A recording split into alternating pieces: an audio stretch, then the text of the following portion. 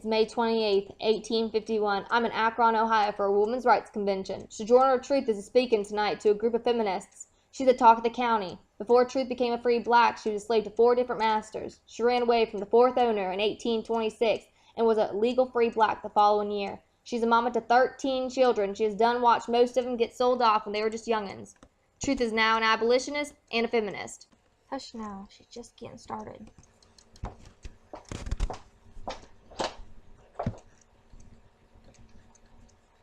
Children, where there is so much racket, there must be something out of kilter.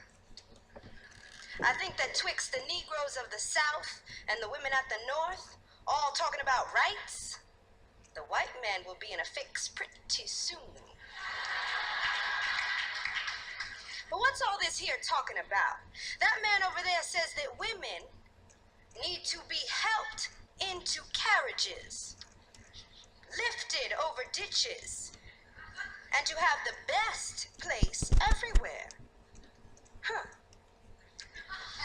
Nobody ever helps me into carriages, or over mud puddles, or gives me any best place. And ain't I a woman? Look at me. Look at my arm. I have plowed and planted and gathered into barns, and no man could head me. And ain't I a woman? I could work as much and eat as much as a man when I could get it, and bear the lash as well. And ain't I a woman? I have borne 13 children and seen most all sold off to slavery. And when I cried out with my mother's grief, none but Jesus heard me, and ain't I a woman? Then they talk about this thing in the head. What's this they call it? Intellect. That's right, honey. Well, what's that got to do with women's rights? Or Negroes' rights? If my cup won't hold but a pint, and yours holds a quart, wouldn't you be mean not to let me have my little half measure full? Then that little man there in the black, he says women can't have much rights as men, 'cause Christ wasn't a woman. Well, where did your Christ come from?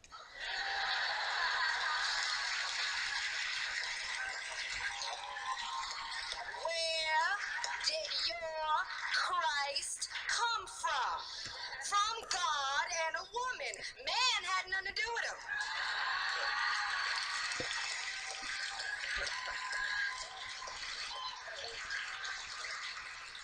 If the first woman God ever made was strong enough to turn the world upside down all alone, these women together ought to be able to turn it back and get it right side up again. And now they's asking to do it. The men better let them.